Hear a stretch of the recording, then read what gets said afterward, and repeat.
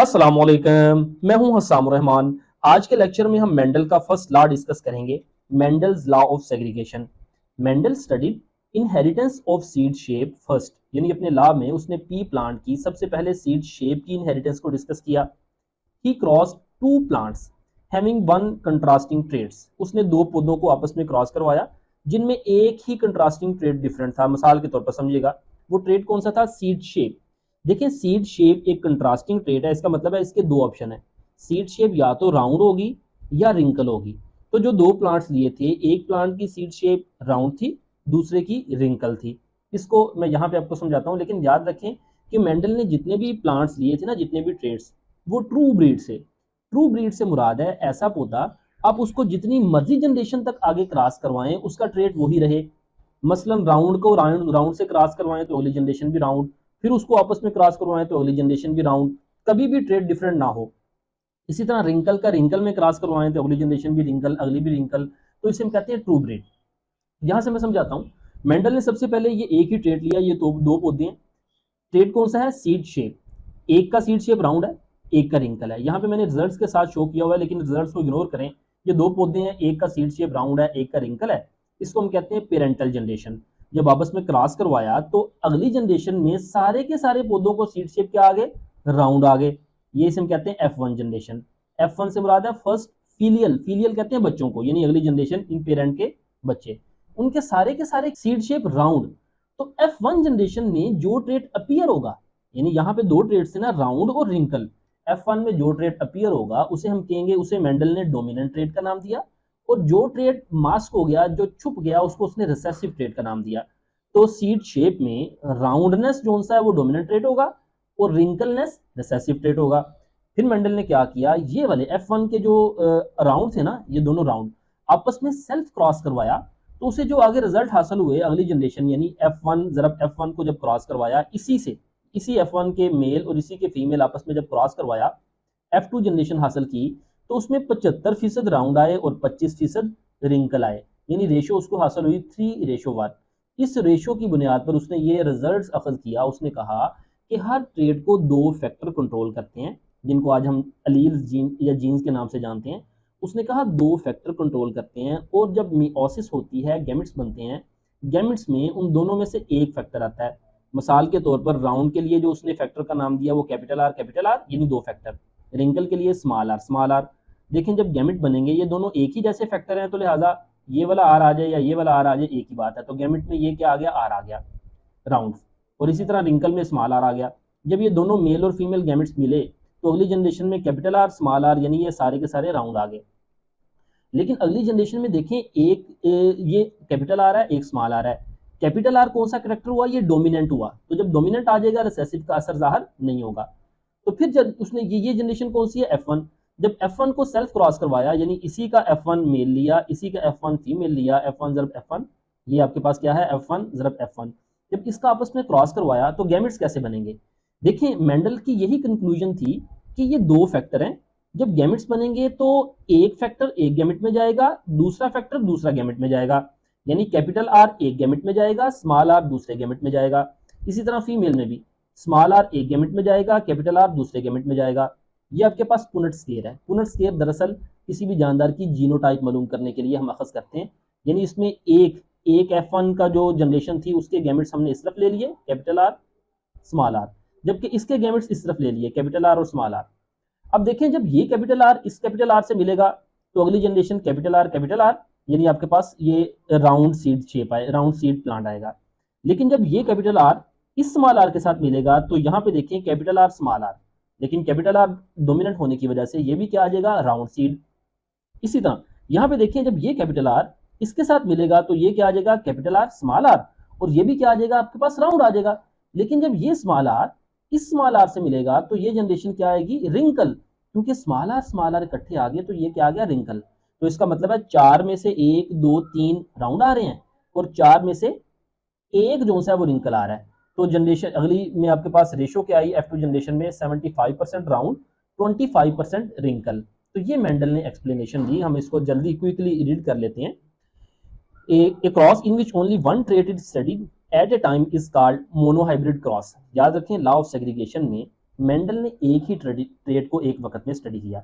जैसे कि यहाँ पे बाकी देखें पी प्लांट है ना, उसमें बाकी के ट्रेट भी इस वक्त मौजूद हैं। सीड कलर भी है, प्लांट हाइट भी है, पॉट शेप, पॉट कलर भी है, फ्लावर कलर भी है, फ्लावर पोजीशन भी है, लेकिन सबको इग्नोर करके उसने सिर्फ और सिर्फ टू ब्रीड राउंड और टू ब्रीड रिंकल तैयार किया।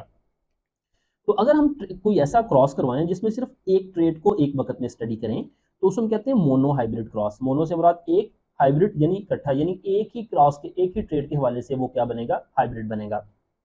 ही crossed a true breeding round seeded plant, यानी ये क्या है, two breeded round with a true breeding wrinkle seeded plant, ये two breeded wrinkle seeded plant का क्रॉस करवाया। All seeds of next generation were round, इस जनरेशन में सारे के सारे राउंड आए। Mendel declared that trait round seed as a dominant while wrinkle seed as a recessive, यानी F1 में जो अपीयर हुआ राउंड उसको डोमिनेंट कह दिया और बाकी दूसरा जो सा उसको रिसेसिव कह दिया। द फॉलोइंग ईयर, यानी अगले साल मेंडल प्लांटेड दिस सीड, यानी इसी के सीड उसने प्लांट किए, and allow the new plants to self fertilise, और नए पौधों को यानी सेल्फ फर्टिलाइज करवाया, आपस में ही क्रॉस, यानी इस सीड से प्लांट हासिल किए और उसी फ्लावर के मेल और फीमेल को आपस में क्रॉस करवाया। As a result he got 7324 seeds, यानी उसके नतीजे में उसने 7324 सीड्स हासिल किए। अब उसने क्या किया, यानी ये F1 को सेल्फ क्रॉस करवा के F2 के 7324 सीड हासिल किए, उसमें से 5774 राउंड थे और 1850 रिंकल थे। यानी इनके रेशो क्या बनती है, 3 राउंड और 1 रिंकल, 3:1 इसकी रेशो बनती है। The parental generation is denoted as P1 generation, यानी पेरेंटल को P1 कहेंगे। The offspring of P1, offspring कहते हैं बच्चे, यानी इस P1 के जो बच्चे होंगे ये वाले, एज F1, उसे हम F1 कहेंगे। F1 से मुराद, F से मुराद है फर्स्ट, फिलियल, फिलियल कहते हैं बच्चों को, पहले बच्चे पेरेंट्स के। The cross in F1 generation produce F2 generation, यानी F1 का क्रॉस करवाया तो ये F2 जनरेशन हासिल हुई। Similarly when true breeding tall plants were cross with the true breeding short plants, यहाँ पे देखिए ना, ये हमने ट्रेड कौन सा लिया था, सीड शेप, जिसमें राउंड थे और रिंकल थे। इसी तरह दूसरा trade plant height, plant height में भी दो कंट्रास्टिंग ट्रेड्स है ना, टॉल या शॉर्ट प्लांट। तो फिर इसी तरह जिस तरह उसने इस ट्रेड को का रिजल्ट हासिल किया ना, उसने इसी तरह टाल और शॉर्ट प्लांट्स का भी आपस में क्रॉस करवाया। ऑल ऑफस्प्रिंग ऑफ F1 वर टाल प्लांट्स, उसमें भी यही आया कि जिस तरह यहाँ पे F1 में सारे राउंड आए थे ना, तो वहां पे जब उसने टाल और शॉर्ट का आपस में क्रॉस करवाया तो F1 में सारे के सारे क्या आए, टाल आए। तो इसका मतलब है tallness was a dominant trait, यानी प्लांट हाइट में कौन सा डोमिनेंट है, tallness. When the member of F1 generation were self fertilized, इसी तरह उसने वो जो F1 के टाल आए थे वहां पे F1 और F1 को सेल्फ फर्टिलाइज करवाया। Mendel got the ratio of tall to short plants in F2 as 3:1, यानी F2 में उसे फिर वही 3:1 हासिल हुई। इसी तरह उसने जितने 7 के 60 ट्रेड्स थे उनको क्रॉस करवा के F1 और F2 हासिल की तो उसे सेम रिजल्ट हासिल हुए। उन्हीं रिजल्ट्स की बुनियाद पर मेंडल कंक्लूडेड, यानी उसने कंक्लूड कर दिया, नतीजा अखज किया, that traits under the study were controlled by the separate factor और जीन, यानी ये सारे के सारे ट्रेड्स अलग-अलग फैक्टर कंट्रोल करते हैं, उनको हम जीन्स कहते हैं। In each organism the gene are present in pair, हर जानदार में जीन जोड़ों की शक्ल में है, जैसा कि हमने ये बता दिया, ये कैपिटल आर या capital R small R. During gamete formation, यानी जब मियोसिस के दौरान गैमेट बनते हैं, द अलील्स, यानी अलील से मुराद है, जीन से मुराद है अलील, क्योंकि हर जीन के 2 अलील होते हैं। The alleles of each pair segregate from each other, यानी यहाँ पे देखें ये दोनों अलील है ना, कैपिटल आर और स्मॉल आर, जब मियोसिस होगी, गैमेट बनेगी, तो गैमेट बनने के दौरान ये अलील क्या होंगे, सेग्रीगेट हो जाएंगे। सेग्रीगेट से मुराद है एक अलील एक गैमेट में जाएगा तो दूसरा अलील दूसरे गैमेट में जाएगा, यानी एक गैमेट में एक वक्त में सिर्फ एक अलील आएगा। इसमें कैपिटल आर आ गया तो दूसरे में स्मॉल आर आएगा, यानी या इसमें स्मॉल आर आ गया तो दूसरे में कैपिटल आर आएगा। तो यही बात वो कर रहा है, the Aleel of each pair segregate from each other, एक दूसरे से अलग हो जाएंगे, and each gamete receives one gene from the pair, यानी हर गैमीट में इस पेयर का एक ही फैक्टर आएगा, एक ही जीन आएगा, या कैपिटल आर आएगा या स्मॉल आर आएगा। When the gametes of male and female parents unite, यहाँ पे हमने कहा था ना, ये हमने मेल के गैमेट ले लिए या ये फीमेल के ले लिए, तो जब मेल और फीमेल के गैमेट्स, ये गैमेट और ये गैमेट इकट्ठे हुए, ये और ये इकट्ठे हुए, जब इकट्ठे होंगे, the resulting offspring again gets the gene in pair, तो अगली नस्ल में दोबारा से जीन कैसे आ जाएंगे, पेयर में आ जाएंगे, यानी फिर जोड़ों में आ जाएंगे।